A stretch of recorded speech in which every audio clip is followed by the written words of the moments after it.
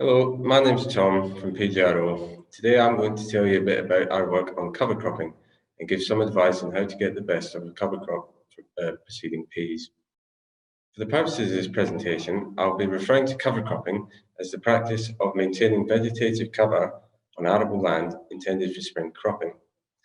Cover cropping aims to retain and improve availability of soil nutrients, increase levels of soil organic matter, protect and improve soil structure, alleviate compaction, and also assist in pest management.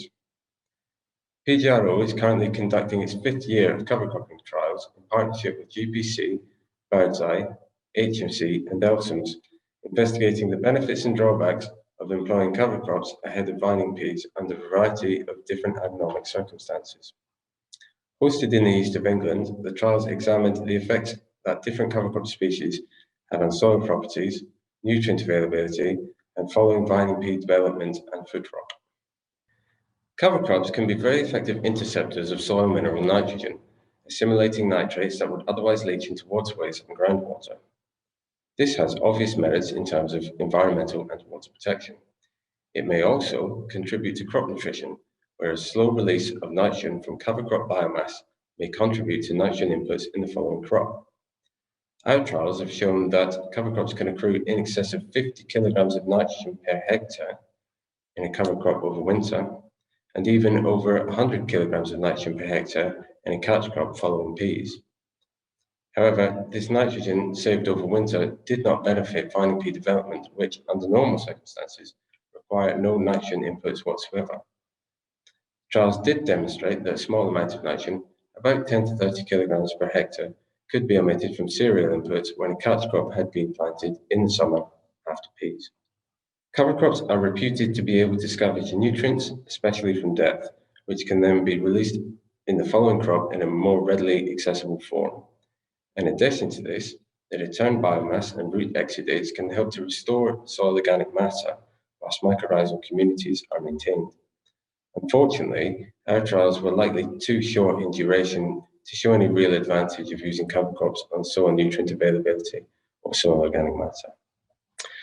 Soil structure can be improved through the rooting action of cover crops. Soil particles may be cleaved or aggregated by the growth and passage of plant roots, leading to greater complexity and porosity of the soil matrix. This was assessed in trials by the use of visual evaluations of soil structure.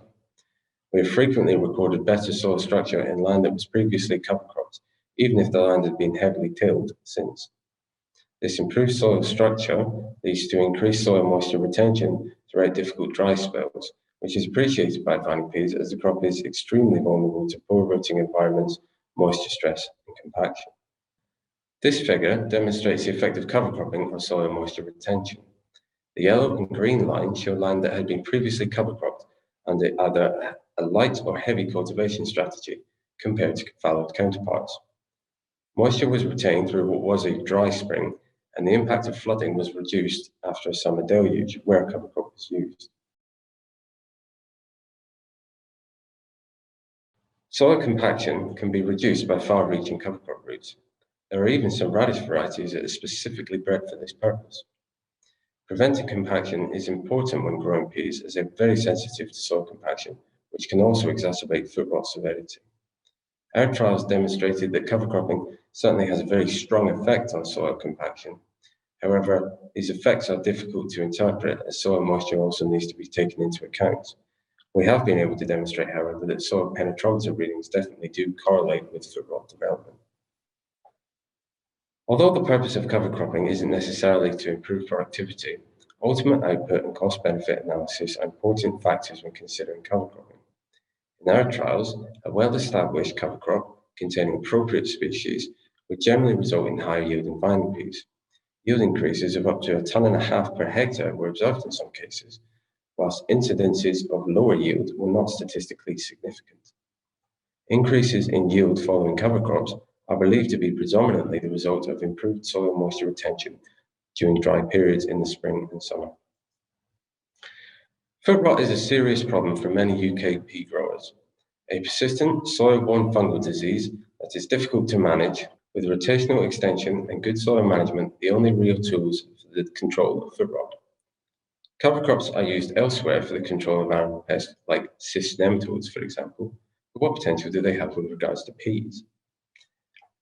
Our trials have demonstrated that foot rot may be affected positively or negatively depending on the species selection.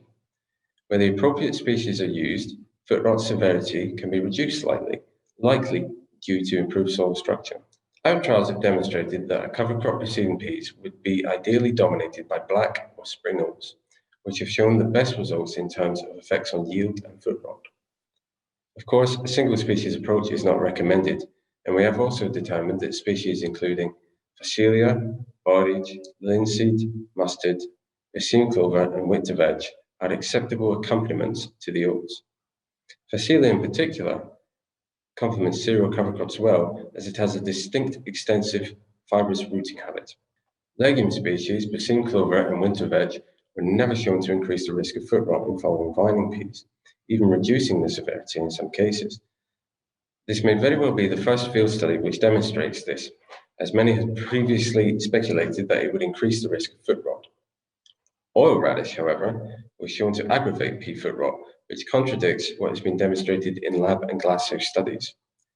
We don't understand this phenomenon, and we're not suggesting that oil radish is a host for these foot rot pathogens, but through some unknown mechanism, oil radish makes pea foot rot worse. This has been demonstrated with three very different foot rot species, Aphanomyces eutyches, Fusarium solani, and even Didymela pinodella.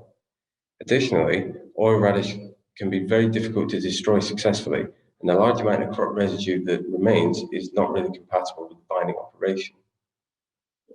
Prompt establishment and destruction of cover crops are essential.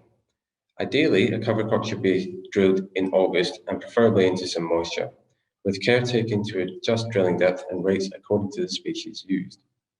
A small amount of starter nitrogen, about 10 to 15 kilograms per hectare, or lower if you can apply it evenly, can be very useful for accelerating the growth of later drill cover crops. These images here demonstrate the effect a week or two can have on ultimate cover crop biomass. Early destruction is also critical. Ideally, one should aim to have highly deteriorated residues by the time of drilling. This helps soil moisture to stabilize, allows time for pests like slugs and aphids to vacate, and reduces the risk of bean seed fly in the following peas. If spraying off, remember that you've only got one shot in winter, so you've got to make it count. Go in good conditions and do whatever else you can to maximize efficacy.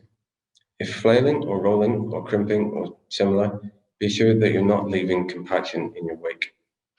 For more information, visit our website at pgro.org, where all our trials results are available to accompany a summary document describing the work so far. Thank you.